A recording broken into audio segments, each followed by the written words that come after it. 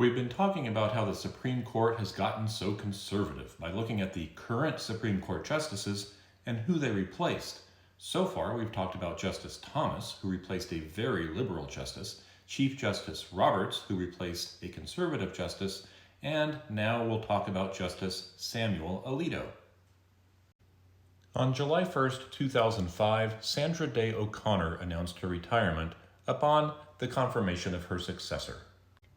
George W. Bush nominated John Roberts to fill that vacancy, but Chief Justice William Rehnquist died on September 3rd, Bush withdrew the nomination, and nominated Harriet Miers to fill the seat vacated by O'Connor. Roberts, of course, would later be nominated to fill Rehnquist's seat and become Chief Justice. Harriet Miers was nominated next. She was the White House counsel for George Bush. Before that, she was the White House Deputy Chief of Staff for Policy, and before that, the White House Staff Secretary. She did not go to a traditional law school for Supreme Court justices. She went to SMU. She had no judicial experience. She had never been a law professor, had never been Solicitor General, three of the positions that are often tapped for new Supreme Court justices. Her nomination was ultimately withdrawn, and Bush went to his third choice, Samuel Alito. Samuel Alito is overwhelmingly conservative. Some might even call him a far-right conservative. He has been quite reliable and often votes with Supreme Court Justice Thomas. As mentioned, he replaced Sandra Day O'Connor, who was nominated by Ronald Reagan after he promised in the election of 1980 to nominate the first woman to the Supreme Court. She was ultimately conservative, but a much more moderate conservative than Alito. When she was nominated in 1981, there were not a lot of appellate judges on courts. She had been on Arizona's Intermediate Court of Appeals, not even the Arizona Supreme Court, for a little less than 2 years. She was nominated by Democrat Bruce Babbitt.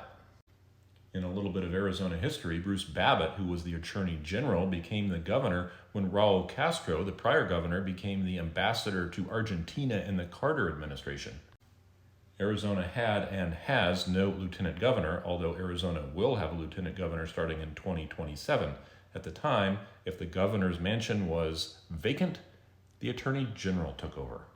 To go into some further off-the-wall history, Evan Mecham succeeded Babbitt. He was ultimately both impeached, removed, and recalled. Rose Mofford, the Attorney General, took over for him. Fife Symington succeeded her, and he nominated Frederick Martone to be a justice of the Arizona Supreme Court. Martone is the justice that I clerked for in 1994 and 95, and then George Bush, the same person who nominated Alito, nominated Martone to be a trial judge, a federal district judge, and he was confirmed. Back to the subject of the video, Alito, a staunch conservative, replaced a moderate conservative, making the court just that much more conservative. We're 1/3 of the way there, having talked about 3. In the next segment, we'll talk about the first of the 3 liberal justices appointed by Barack Obama, Sonia Sotomayor.